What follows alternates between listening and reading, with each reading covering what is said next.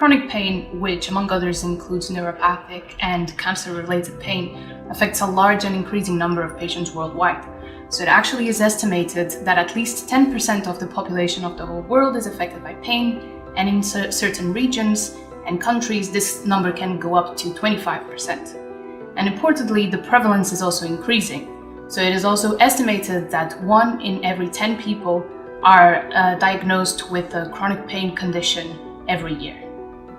So chronic pain is not a disease in itself, but it is a symptom of an underlying disease. And the experience of pain can be very individual, depending on the cause and on the underlying mechanisms leading to this pain. One of the main issues with managing chronic pain is that, unlike acute pain, in which it can usually be easily treated with opioids, and opioids taken on a short term are very safe, in the longer term, this use of opioids can lead to dependence. And due to these, to the complexities of managing pain and on the potential consequences of long-term use of opioids, healthcare professionals and patients are looking for novel therapies to alleviate pain.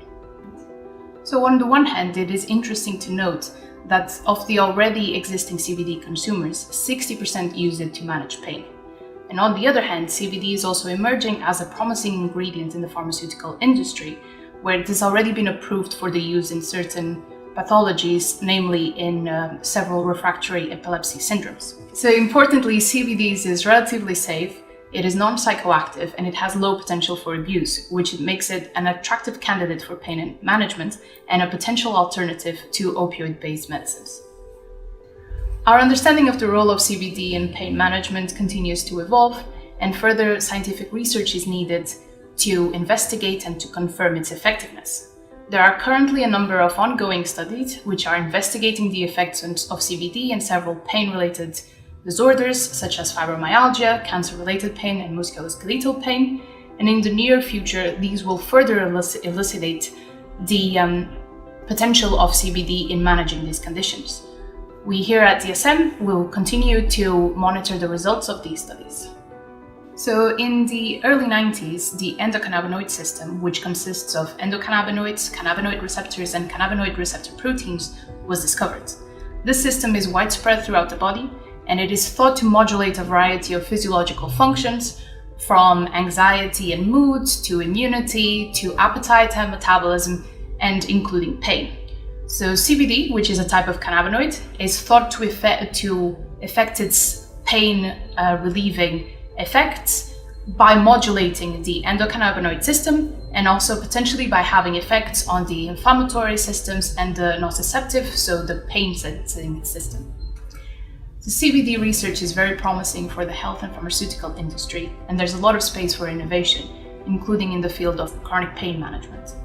So in the case of acute pain, it usually can be managed with anti-inflammatory drugs or with opioids, but chronic pain is often very difficult to treat, and it can lead to poor quality of life by, for example, influencing sleep and leading to depression. This is because chronic pain is a multifactorial condition, and it's different for every patient experiencing it. Cannabinoids, including CBD, are naturally occurring actives and have been identified for decades, but only recently they have been suggested as a potential therapy in the field of pain management due to recent scientific developments. This makes CBD a very exciting ingredient, and further research into this area could benefit millions of patients worldwide.